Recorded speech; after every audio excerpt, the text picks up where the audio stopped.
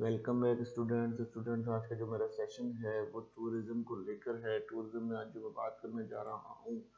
वो modern tourism के ऊपर है। बेसिकली मॉडर्न टूरिज्म इस तरह से कहा जा सकता है, हिस्ट्री ऑफ मॉडर्न टूरिज्म इस तरह से कंसीडर कर सकते हैं कि जैसे आपके पास एक इनोवेशन आ रही है टूरिज्म के अंदर, बहुत तेजी से टूरिज्म बहुत तेजी से इन्हेंस कर रहा है, अपनी कैपेबिलिटीज को बढ़ा रहा है, अपने जो सिनेरियोज है उसको बढ़ा रहा है। तो टूरिज्म की जो तरक्की है उसकी वजह से उसकी जो modern level of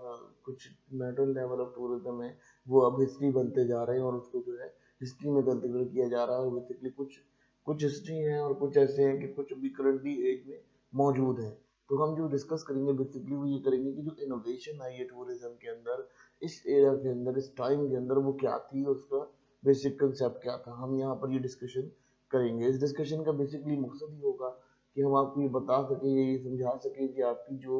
nature of job या नेचर ऑफ एक्सपेक्ट कह लो, या आपके जो टूरिज्म में जो तरक्कियाँ हुई हैं, जो तरक्कियाँ आई हैं, वो तरक्कियाँ यहाँ हम बेसिकली डिस्कस करेंगे। और ये डिस्कस करने का हमारा असली मकसद ये भी है कि बच्चों को समझ आ सके कि टूरिज्म किस तरह से तेजी से तरक्की कर रहा है, और टूरिज्म की फील्ड जो है वो कितनी इनहेंस हो रही है, कितनी वास्ट हो गई है।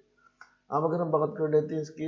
फर्स्ट उसके ऊपर, तो 18th सेंचुरी में एक टूरिज्म हुआ करता था, ग्रैंड टूरिज्म। लास्ट वीडियो के अंदर भी मैंने आपको मिडीवल पीरियड के अंदर बताया था कि ग्रैंड टूरिज्म जो था वो लास्ट एज थी, जो हिस्ट्री की लास्ट एज होती थी, मिडीवल पीरियड की लास्ट एज थी ग्रैंड टूरिज्म। अब इसी तरह से जब हम मॉडर्न टूरिज्म में बात करते हैं तो ग्रैंड टूरिज्म जो है वो एक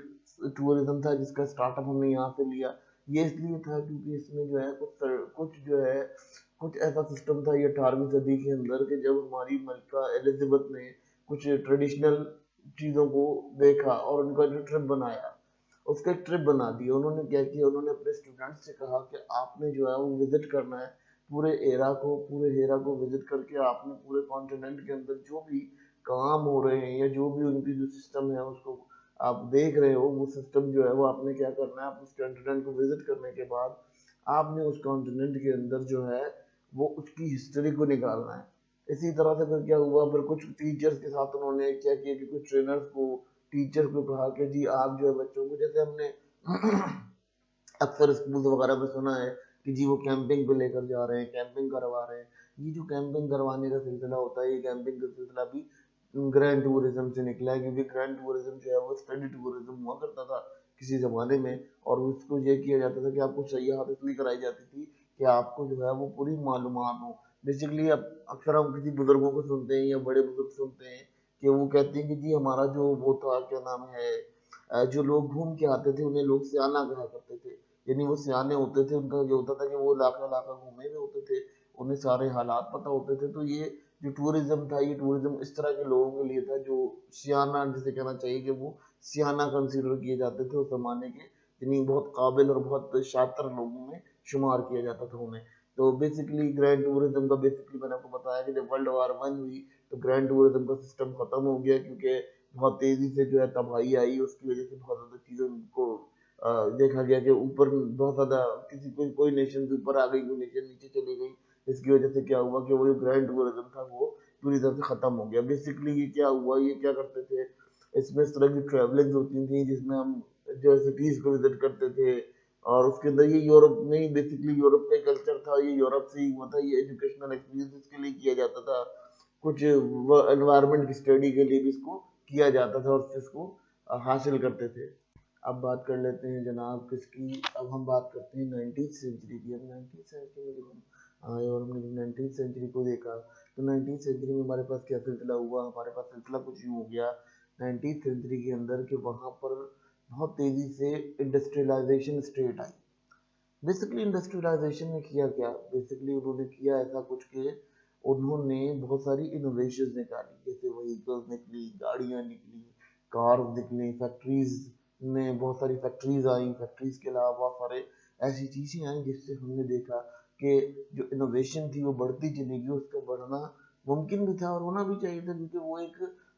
ऐसा रिजल्टिंग फैक्टर था हमारे लिए जिसको हम एनालाइज कर सकते थे। बेसिकली अगर हम यहाँ ये बात करें कि 19वीं सदी वो स्टेज थी जिसके अंदर हमने क्या किया, हमने बेसिकली उस स्टेज के अंदर इस चीज़ को देखा कि जो आपका 19वीं सदी थी, उसके अंदर हमने देखा कि तेजी से बहुत इनोवेशन आई ट्रांसपोर्टेशन के अंदर। व्हीकल्स आई, नए नए जहाज आए, नई नई तरीके की चीजें आई। अगर हम इसमें भी क्रेडिट पेश करते हैं, जो टूरिज्म का पहला क्रेडिट उनको जाता है, जो कि थॉमस कुक थे, ठीक है। उन्होंने 1841 में एक ऐसा कारनामा किया था, या एक ऐसा वो किया था कि उन्होंने क्या किया था, उन्होंने पैकेज निकाला था, टूरिज्म पैकेज निकाला था 1841 के अंदर भी। इनका काम ये था कि इन्होंने ये पैकेज निकाला था। तो इस पैकेज को देखते हुए 19वीं सदी में इस पैकेज के ऊपर काम किया गया, क्योंकि टूरिज्म बहुत आसान हो गया, आसानी से लोग एक जगह से दूसरी जगह आने लग गए। और उसकी जो है स्टेट ऑफ जब इंडस्ट्रियलाइजेशन बढ़ी, यानी आपकी जब इंडस्ट्रीज के अंदर कैरी हुआ, बहुत ज़्यादा इंडस्ट्रीज आपने कैरी की, बहुत ज़्यादा कूप अप किया इंडस्ट्रीज को, तो सूरत में क्या हुआ, सूरत में आपके पास जो रिजल्ट था वो बहुत ज़्यादा चेंज आने लगा और बहुत ज़्यादा डिफरेंट आने लगा,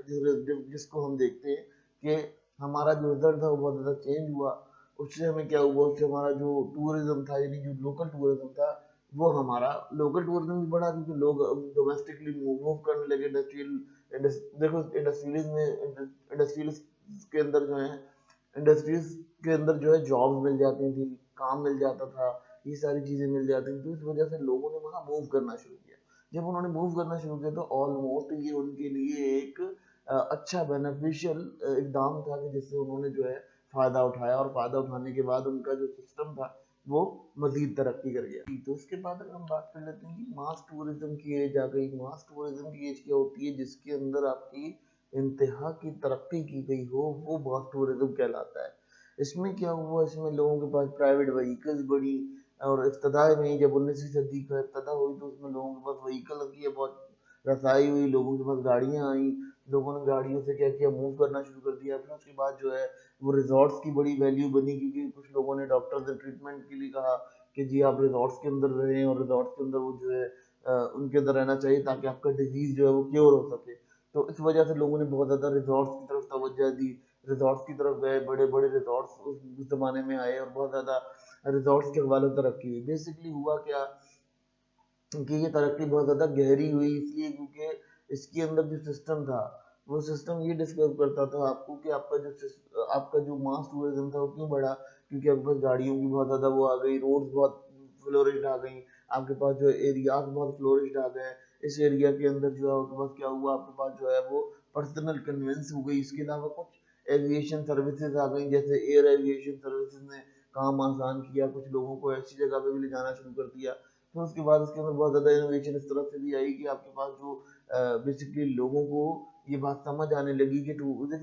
इंडस्ट्रियलाइजेशन की स्टेज ने क्या किया, लोगों को हेक्टिक कर दिया, लोगों को बहुत ज़्यादा जिसे कहना चाहिए परेशान कर दिया, क्योंकि वो अपनी एक रूटीन में रहते थे। इंडस्ट्रियलाइज स्टेट के अंदर ये होता था कि उनकी एक रूटीन है, उस रूटीन से वो नहीं निकल पाते थे, ठीक है। जो सुबह ऑफिस गए तो शाम को घर आए, तो उससे क्या हुआ, लोग बहुत हेक्टिक हो गए। तो उनकी रूटीन को चेंज करने के लिए जो डॉक्टर थे, या जो उस वक्त के मॉलिज थे, उन्होंने इस चीज़ पर बड़ा गौर दिया, और बड़ी तवज्जो दी कि आप लोगों को चाहिए कि आप जो है रिक्रिएशनल प्रोसेस पे जाएं। तो इंडस्ट्रियल स्टेट ने बेसिकली, जो इंडस्ट्रियल स्टेज आई हमारी, उसके अंदर ये हुआ कि वो बहुत ज़्यादा मशीन की तरह हो गए, लोग रिबोटक हो गए, उनकी ज़िंदगी में कुछ रहा नहीं। तो उन्होंने क्या किया, उन्होंने स्मार्ट टूरिज्म को इनहेंस किया, और उसके बाद उन्होंने जो कंपनीज पैकेजेस देती थी, डिफरेंट एम्प्लॉयज को वो पैकेजेस दे के पूरी पूरी फैमिलीज को स्टे कराती थी, जिसकी वजह से क्या होता था कि वो एम्प्लॉय जो है उनका रिलैक्स करके आता था, सुकून करके आता था। और उसके अलावा उससे ये होता था कि उनकी मेंटल और फिजिकल हेल्थ बहुत बेटर हो जाती थी, और वो अपना काम बहुत अच्छे से कर सकते थे। फिर कुछ ऐसी रिसर्चेज हुई, जो लोग फ्रेश रहते थे, उनकी कंडीशंस को देखा गया कि वो कितनी कूप अप कर रही। अब हुआ क्या, अब हो गए पोस्ट वार पीरियड, यानी जब वर्ल्ड वार टू हुई, जिसमें 1945 के अंदर जो वर्ल्ड वार हुई, उसके बाद क्या हुआ, लोगों ने बहुत तेजी से इसके अंदर तरक्की की। और उसमें क्या हुआ कि उसमें उन्होंने एयरक्राफ्ट बनाए, एयरक्राफ्ट से जो है एयर सर्विस बहुत ज़्यादा अच्छी हो गई, जिसकी वजह से लोगों का जो है वो एक से दूसरे मकाम या दूसरे मुल्क तक जाने का बहुत ज़्यादा वो बढ़ा। इसके अंदर क्या हुआ, इसके अंदर जो है वो basically country to country travel बहुत इंक्रीज हुआ, और लोग कंट्री टू कंट्री ट्रैवल करने लगे, इससे एक्सप्लोरेशन बढ़ी, लोगों ने एक्सप्लोरेशन के लिए टूरिज्म किया। फिर उसके अलावा इनकी जो रूटीन थी, वो रूटीन बहुत ज़्यादा वो हुई, क्या कहते हैं, उनको माफ्ट होती चली गई। फिर इस एज में क्या हुआ, इस एज में मास टूरिज्म को बहुत ज़्यादा एक्सेसिबिलिटी मिली, क्योंकि वो बहुत ज़्यादा आसानी से किसी एक कंट्री से दूसरे कंट्री तक मूव कर सकते थे। इसके अलावा ये जो मास टूरिज्म था, ये इंटरनेशनल स्केल्स पर भी अप्रूव किया गया इस एरा के अंदर। बेसिकली ये एरा वो एरा था जिसके अंदर हम ये कह सकते हैं कि हमारा जो टूरिज्म था वो बहुत ज़्यादा इंक्रीज हुआ, उसकी जो सूरत हाल थी बहुत इंक्रीज हुई। हम 50s और 60s को देख लेते हैं तो हमारे पास बहुत ज़्यादा लोगों को देखा जाता था कि लोग ट्रैवल करते थे, ट्रैवल भी करते थे, आना जाना भी करते थे। इवन दो अगर हम किसी अंडर डेवलप्ड स्टेट की बात करते हैं तो बहुत सारे ऐसे नेशंस थे जिनको हमने देखा कि वो अंडर डेवलप्ड नेशंस के साथ जो है वो मिलकर इसको कैरी कर रहे थे, उसको कर रहे थे। बेसिकली इसका सिस्टम ये था, इसका सिस्टम ऐसा था कि ये टूरिज्म इस एज में इसीलिए बढ़ा क्योंकि इसमें जो है ना बेसिकली लोग हेक्टिक हो गए अपने कामों से, अपनी जगहों से, अपनी प्लेसेस से। तो उन्होंने कहा कि हम दूसरी प्लेसेस को ऑब्जर्व करें, उनको एनालिसिस करें। तो बेसिकली ये बहुत इंपॉर्टेंट एक तरह से हमारा टूरिज्म का एरा रहा। और इस एरा को हम मजीद जो है वो इस तरह से डिस्कस कर सकते हैं कि इसमें होटल्स ने एंट्री दी, होटल्स आए, होटल्स के अंदर क्वालिटी सिस्टम आया, फिर उसके अंदर एनिमिटीज ऐड हुई, बहुत सारी चीजें इसके अंदर ऐड हुई। पोस्ट वर्ल्ड वार पीरियड के बाद जो पीरियड आया उसमें ये सब चीजें ऐड हुई। फिर रेस्टोरेंट का भी सिस्टम शुरू हुआ, लोगों ने रेस्टोरेंट खोलना शुरू किए। जैसे पहले ढाबा रेस्टोरेंट होते थे, बाद में उनको रेस्टोरेंट क्रिएट किया गया। जब हाइजेनिक एज आई तो उसको ज्यादा हमने बढ़ाना शुरू किया, उससे हमने इंक्रीज दिया। अब जो है हम बात कर लेते हैं जी, जेट एज आ गई है। तो जेट एज में मतलब ये हुआ कि यहाँ पर जेट यानी जहाजों के जो मुसाफिर तैयारे थे, मुसाफिर तैयारों का जो है वो एक सिस्टम का आगाज हुआ। मुसाफिर तैयारे ने एंट्री दी। मुसाफिर तैयारों ने क्या किया कि इसमें जो है वो पूरा जो पूरे ये बहुत ज़्यादा ट्रैवल ने आसान कर दिया। इसमें 1960s में इसकी जो है वो जब उसकी इनोवेशन हुई, उस इनोवेशन के अंदर क्या हुआ कि उसने बहुत तेज़ी से तो जो ग्लोबलाइजेशन थी, यानी जो टूरिज्म का जो मूवमेंट था इंटरनेशनल, उसको बहुत तेजी से बढ़ाया। क्योंकि जेट जहाज में ये था कि पहले के जो जहाज थे उसके अंदर कुछ लोग, कुछ पैसेंजर आया करते थे, चंद पैसेंजर ही जाया करते थे। लेकिन जब वो जेट जहाज की इनोवेशन हुई तो उसमें ये हुआ कि कोई मुसाफिरों की तादाद उसमें बढ़ गई और जो है वो बहुत ज़्यादा सिक्योर बनाया गया और बहुत ज़्यादा सुकून का बनाया गया, ताकि उससे जो मुसाफिर हैं वो मुस्तफ़ीद हो सके और मुसाफिर जो होता है एक अपना रास्ता क्रिएट कर सकें। बेसिकली ये एज बहुत ज़्यादा ग्लोबलाइजेशन को अप किया इसने, और मतलब पूरी जो ग्लोब था उसको मूव करा दिया। बेसिकली ग्लोब जो है दुनिया को कहा जाता है, तो दुनिया का जो है एक तरह से इसने टूरिज्म का रुझान ही बदल दिया, जिस रुझान को बदलने के लिए इसने यहाँ डिस्कशन की। अब उसके बाद अगर हम बात कर लेते हैं, इसने क्या किया, इसने जो है बहुत सारी चीज़ों को शॉर्ट कर दिया। मतलब आप देखेंगे अगर जेट जहाज की अगर हम देखते हैं तो जेट जहाज ने क्या किया, जो हम कनाडा जाने के लिए 6 महीने 7 महीने का सफर किया करते थे, अब वो सफर 16 से 17 घंटे या 18 घंटे पर मौजूद है। तो ये जो एज थी, इस एज में ये चीज हुई कि लोगों ने उन्हें एरियाज को भी एक्सप्लोर करना शुरू किया जिन एरियाज के अंदर उनकी रसाई नहीं थी और जो जिस तक वो एक्सेस नहीं कर पाते थे। जैसे कुछ अंडर डेवलप्ड नेशन थी, और अंडर डेवलप्ड नेशन के पास बहुत सारे मादनियात थे, बहुत सारी घूमने की चीज़ें थी, फिरने की चीज़ें थी। तो वो तमाम चीज़ें जो है वो बहुत दफ़ा नहीं नज़र आती थी, और बहुत दफ़ा उनका जो बताने का तरीका होता था वो नहीं मिलता था। इसलिए फिर क्या हुआ कि उसमें बहुत ज़्यादा इनोवेशन और जिद्दत आई। जिद्दत के साथ साथ वो बहुत ज़्यादा बढ़ता चला गया। जट जट की एज के बाद जो है बहुत ज़्यादा तेज़ी से टूरिज्म के अंदर तरक्की हुई। अगर हम अब बात कर लेते हैं तो अब आप बात करते हैं तो डिजिटल रेवोल्यूशन। अब डिजिटल रेवोल्यूशन क्या हुई कि अगर हम देखते हैं कि अगर थोड़ा सा लेट 19th सेंचुरी या 20th सेंचुरी को देखें तो उसके अंदर क्या होता है, उसके अंदर जो है अगर हम 21st सेंचुरी के आगाज में देखते हैं तो बहुत तेजी से हमने देखा कि डिजिटल रेवोल्यूशन आई। लोगों ने डिजिटल तरीके से जो है वो इसमें जो है इंटरनेट आ गया। इसमें आपका जो इसके अंदर इंटरनेट के अंदर आपने क्या किया, आपने ऑनलाइन प्लानिंग कर ली अपने टूरिज्म का, फिर आपने बुकिंग करा ली, अपने ट्रिप्स ज़्यादा आसान कर लिए। तो ये जो डिजिटलाइजेशन की जो रेवोल्यूशन आई, रेवोल्यूशन ने बहुत ज़्यादा टूरिज्म को बूस्ट किया। क्योंकि जो शख्स वहाँ से जो पैकेजेस करवा के आ रहा है अपने अकॉर्डिंग, अपने ही काम के अकॉर्डिंग, वो जो है वो उसको हासिल कर रहा है। बेसिकली उससे क्या हुआ, उससे उनको ये सिस्टम मिल गया कि जी उनके पास एक्सेस मिल गया किसी भी कंट्री का। जब डिजिटलाइजेशन आई तो उनको एक्सेस मिल गया किसी भी कंट्री का, और किसी भी कंट्री में अपना टूर प्लान करने लगे, अपने टूर को बहुत इजीली प्लान करने लगे। उससे उन्हें फायदा क्या हुआ, उससे उन्हें टिकटिंग की आसानी हो गई, उन्हें होटल रिजॉर्ट्स वगैरह की आसानी हो गई, उनको वहाँ मैप्स देखना, अब तो मैप्स भी देखे जा सकते हैं, तो मैप्स देखने के लिए और ज़्यादा आसानी हो गई कि अब आप टूरिज्म करने जाएँ तो आप किसी भी गूगल मैप के थ्रू या किसी और मैप के थ्रू भी अपना जो है वो रास्ता या अपनी डेस्टिनेशन कर सकते हैं। ज़रूरी नहीं कि आपको उस डेस्टिनेशन के ऊपर गुजरना, उस डेस्टिनेशन से गुजरना पड़ेगा। ठीक है, तो ये बेसिकली बहुत ज़्यादा एक चेंज लाई टूरिज्म के अंदर। लोगों ने फिर बहुत तेज़ी से मूव करना शुरू किया डिजिटलाइजेशन की वजह से, क्योंकि डिजिटलाइजेशन जो है टूरिज्म को मज़ीद कूप अप करती है। जैसे अब आप ऑनलाइन रिजर्वेशन करा लेते हैं या टेलीफोनिक रिजर्वेशन हो जाती है अब आपकी, और आप जो है वो प्री अराइवल रिजर्वेशन कराने के लिए आसान रहता है आपके लिए। आप उसमें जो है टिकटिंग करा सकते हो, उसके अंदर बहुत सारी चीज़ें आप जो है वो एडिशनली यूज़ कर सकते हो, जिसकी वजह से आपको यहाँ बहुत ज़्यादा एडवांटेजेस देखने को नज़र आते हैं। उसके बाद एक एज जो हम आजकल देख रहे हैं, तो टूरिज्म में क्या हो रहा है कि बेसिकली नेचुरल वर्ल्ड आपकी तबाह होती जा रही है। जो दुनिया ने आपको चीज़ें दी थी वो चीज़ें अब आपके पास नहीं मौजूद, और जो ओरिजिनली आपकी दुनिया में चीज़ें ऑर्गेनिकली जो चीज़ें आपके पास मौजूद थी वो अब आपके पास मौजूद नहीं है। जिसकी वजह से क्या हो रहा है कि आपके पास जो सिस्टम है वो बहुत ज़्यादा अजीब हो रहा है उसकी सिस्टम का। और सिस्टम में क्या हो रहा है कि बेसिकली जो टूरिज्म है उसका ठहराव मुमकिन नहीं हो पा रहा, क्योंकि जो प्लेसेस हैं, हमने जो बहुत सारे जंगलों को काट दिया, हमने बहुत सारे जंगल झाड़ियों को नुकसान पहुंचाया, हम जो है बहुत सारी चीज़ों को कर रहे हैं। तो लोग अब जो है वो एक नया ट्रेंड इसमें आ रहा है जो कि टूरिज्म है, आपकी एनवायरमेंटल टूरिज्म। एनवायरमेंटल टूरिज्म के तौर पे हम अगर देखें तो हमारा जो टूरिज्म है इस वक्त एक नया मसले का शिकार इसे कहना चाहिए इस डिकेड में है कि टूरिज्म सस्टेनेबिलिटी इसलिए एक मसला बन गई उनके लिए, क्योंकि उनके अंदर क्या होता है कि उसके अंदर जो है वो आपका सिस्टम जो है ना वो कुछ इस तरह से डायग्नोज करा जाता है कि उसमें आपके पास जो है ठहराव नहीं आ रहा टूरिज्म में। आपकी जो एज ऑफ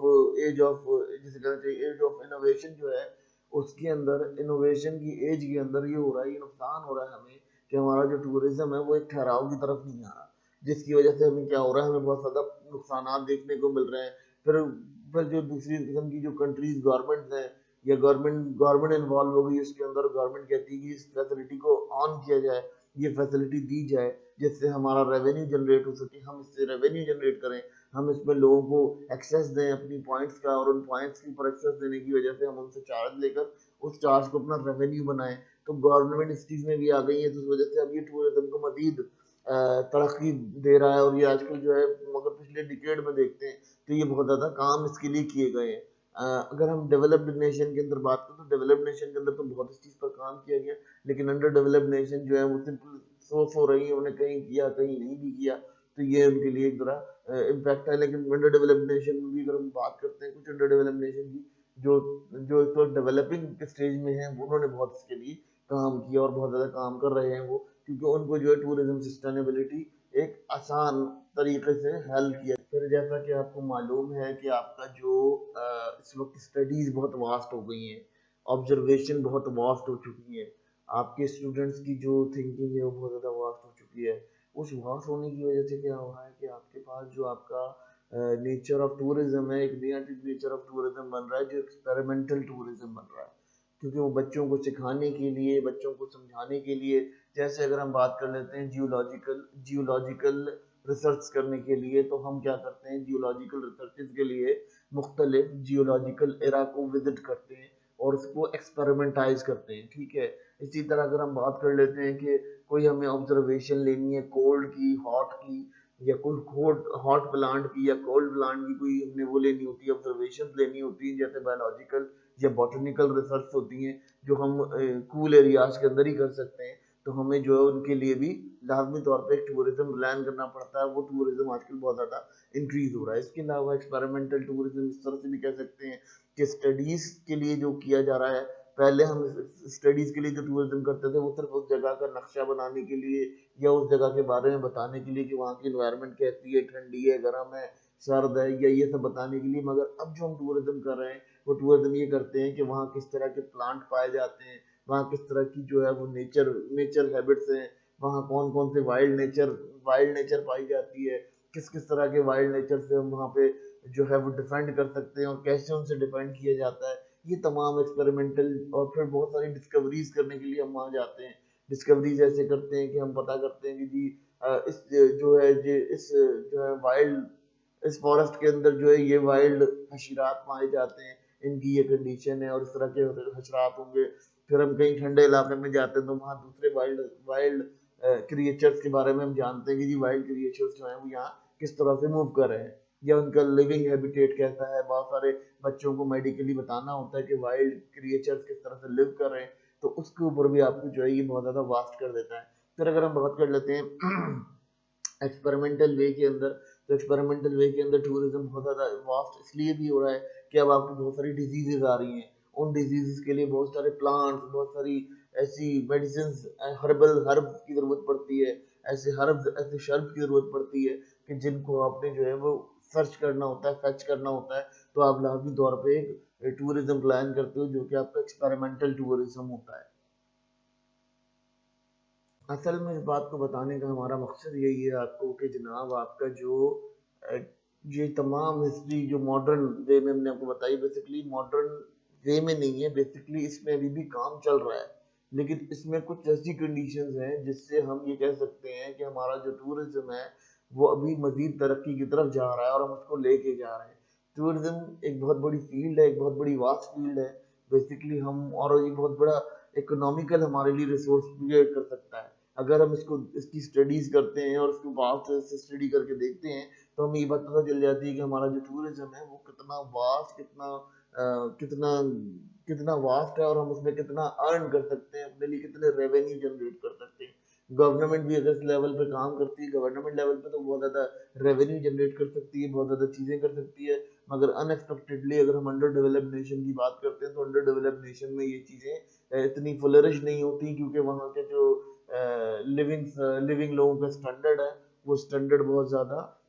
लोअर होता है। वो बहुत ज़्यादा थोड़े जैसे क्या है ना कि वो लोअर मेंटेलिटी के होते हैं, तो वो उनको डील नहीं कर पाते सही से और एक्यूरेटली डील नहीं करते, जिसकी वजह से उनका प्रॉब्लम क्या हो जाता है, उनका प्रॉब्लम ये हो जाता है कि उनकी जो नेचर ऑफ डिस्कशन होती है वो समझ नहीं पाते कि क्या होगा। बेसिकली प्रॉब्लम यहाँ ये आता है, अगर हम ओवर व्यू देता हूँ मैं इसका ही, मैंने बताना इसलिए चाहा आप लोगों को कि आप लोगों को पता चल जाए कि हम जिस एज से गुजर रहे हैं वो किस तरह की एज है और उस एज में हम किस लेवल तक जा सकते हैं और ये हमारा लेवल जो है वो हमें कितना कूप अप कितना वेरीफाइड कर सकता है इस चीज़ के लिए कि हम जो है वो इसको समझ सकें ये हमारा